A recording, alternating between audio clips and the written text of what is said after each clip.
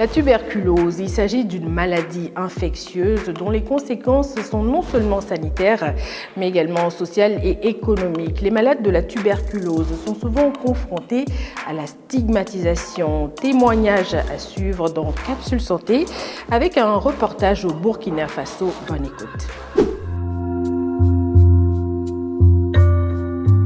La tuberculose, elle se manifeste par une toux persistante, des douleurs thoraciques, une perte de poids, de la fièvre. La tuberculose est une maladie infectieuse contagieuse qui affecte principalement les poumons et se transmet par voie aérienne, notamment par la toux ou les éternuements. Sans traitement, la maladie est mortelle, mais la tuberculose se soigne avec une combinaison d'antibiotiques pendant au moins 6 mois. En raison de son caractère contagieux, les personnes souffrant de tuberculose sont souvent confrontés à la stigmatisation. C'est le cas dans un pays comme le Burkina Faso où autorités sanitaires et associations mènent toutefois des actions pour changer le regard sur la tuberculose. Le reportage de notre correspondante à Ouagadougou, Alida Tapsoba. Je toussais depuis de 14 jours, ça dépassait plus d'1 mois. Donc je ne savais pas c'est quoi, c'était les médicaments traditionnels qu'on faisait. J'ai découvert que je suis atteint de la tuberculose par un parent qui était infirmier. Issouf Tien, 42 ans, père de famille, se souvient avec précision de ce tournant décisif de sa vie. En 2005, après plusieurs semaines d'incertitude et d'automédication, le diagnostic tombe, tuberculose. Une annonce brutale qui marque le début d'un long parcours de soins et bouleverse profondément son quotidien. Une question s'impose alors, qu'est-ce que la tuberculose? Comment se manifeste-t-elle? Peut-on en guérir? Autant d'interrogations que suscite encore cette maladie, souvent mal comprise. Pour mieux éclairer ces zones d'ombre, nous avons rencontré le docteur Aruna Yamou, médecin spécialiste des maladies infectieuses et tropicales au centre hospitalier universitaire Yalgado Ouédraogo. On dit que la tuberculose est une maladie qui se dépiste et qui se guérit. Et au niveau du programme national de lutte contre la tuberculose, le dépistage et le traitement sont gratuits. Donc la tuberculose peut toucher plusieurs organes, notamment l'organe qu'on connaît le plus, c'est les poumons. Il peut y avoir des localisations extra-pulmonaires en dehors des poumons, notamment des formes neuroméningées, des formes articulaires, des formes vertébrales, etc. Interrogé sur le mode de transmission de la pathologie, le praticien précise. La tuberculose, c'est une maladie infectieuse qui est transmise par voie respiratoire. Lorsqu'il y a un sujet qui est malade, qui ne se sait pas, on met un sujet en début de traitement, tousse, pâle ou éternue.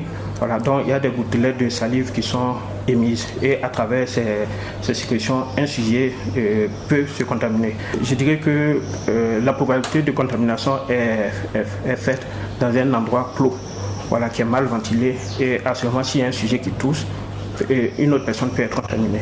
Mais au-delà de la maladie elle-même, c'est le poids du regard des autres qui marque le plus. Dans l'entourage d'Issouf, la tuberculose reste entourée de nombreuses idées reçues, souvent associées à la peur et à l'exclusion. Il raconte. Quand ils ont découvert que c'est la tuberculose, malgré les conseils des infirmiers, il y a eu une recherche des membres de famille. Pourquoi? Comme c'est une maladie qui est contagieuse, ils m'ont mis à l'écart. L'écart comme ça, personne ne vient me voir. La stigmatisation sociale complique souvent la prise en charge. La contagiosité de la maladie est l'idée reçue selon laquelle un malade de la tuberculose serait forcément atteint du VIH-Sida, limite le soutien familial. Résultat, certains patients se sentent isolés, rejetés, parfois même considérés comme des parias. C'est ce qu'a vécu Issouf. Le plus difficile, c'est en avalant les produits, tu manges beaucoup. Quand tu es rejeté, si tu dis que tu veux manger, voici le problème qui vient. Ils ne vont pas te donner une bonne quantité de nourriture. De un. Si tu as besoin de quelque chose, personne ne veut même pas toucher à tes habits pour laver. C'est ça m'a vraiment touché le plus. Aujourd'hui, totalement guéri, Issouf préside l'association des anciens malades de la tuberculose de Ouagadougou. Conscient que la sensibilisation reste la meilleure prévention, il alerte sur la méconnaissance et la stigmatisation autour de la maladie.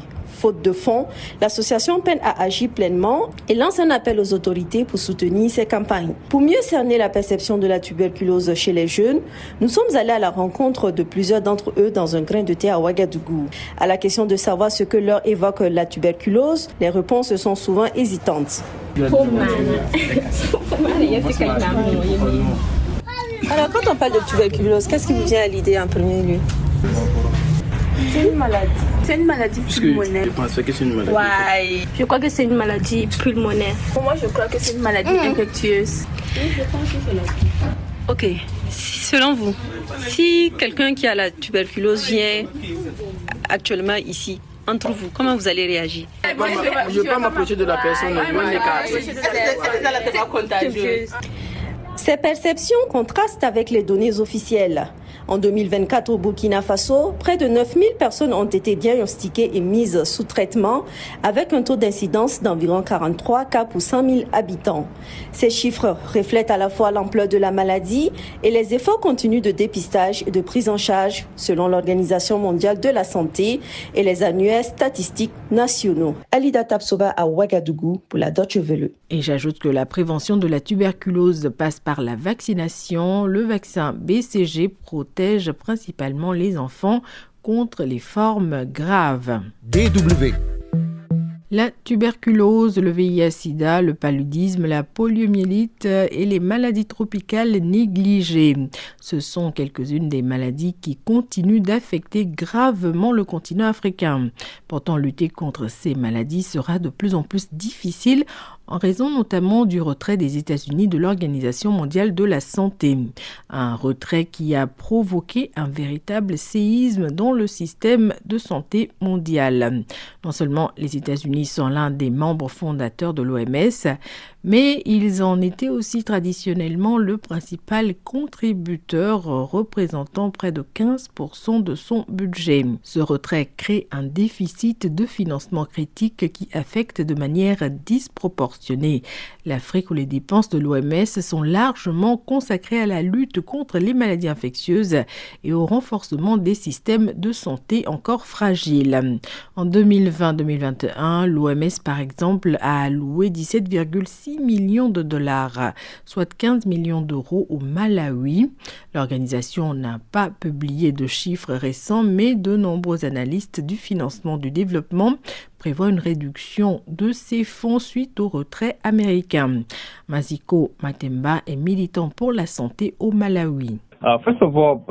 Il est regrettable de constater que les relations entre l'un des membres fondateurs de l'Organisation mondiale de la santé, à savoir les États-Unis et l'OMS, se sont détériorées. Nous savons que la plupart des pays en développement comme le Malawi rencontreront des difficultés car nous nous sommes appuyés sur l'expertise technique de l'Organisation mondiale de la santé pour le renforcement du secteur de la santé. Des pays comme le Nigeria, l'Ouganda, le Kenya, le Mozambique, la Zambie et la République démocratique du Congo figurent parmi les principaux bénéficiaires des financements de santé mondiale liés aux États-Unis. Ces pays risquent désormais de subir des perturbations dans l'approvisionnement en médicaments, les campagnes de prévention et les services de santé communautaires. Les experts avertissent que même des perturbations de courte durée peuvent entraîner une augmentation de la transmission, une résistance aux médicaments et un recul des progrès réalisés depuis des décennies dans la lutte contre le VIH et la tuberculose. Un autre impact important pourrait concerner la surveillance des maladies et la réponse d'urgence. Les experts de la santé estiment que la capacité de répondre efficacement aux urgences sanitaires en Afrique pourrait s'affaiblir. L'OMS joue un rôle essentiel dans la coordination de la détection des épidémies, le partage des données et la réponse rapide, notamment face aux épidémies des virus Ebola et Marburg, au choléra et aux maladies respiratoires émergentes. Le soutien technique et financier des États-Unis a été crucial pour contenir et gérer ces défis sanitaires grâce à des collaborations en matière de tests de laboratoire, d'évaluation externe conjointe, de la préparation aux épidémies et aux pandémies et de financement d'urgence. France. Les pays africains pourraient être confrontés à une détection des épidémies plus lente et à un soutien international moins coordonné. Un tel scénario accroît également le risque que des épidémies locales ne dégénèrent en crise régionale ou mondiale. Des personnes comme Mildred Chisal, travailleuse du sexe à Lilongwe, la capitale du Malawi, n'ont plus facilement accès à certains médicaments vitaux, surtout depuis que l'administration Trump a également mis fin au programme de l'USAID.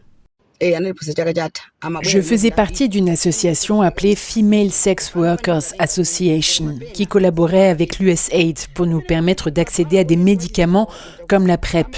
Depuis que l'USAID a cessé de financer les organisations locales, nous en subissons les conséquences.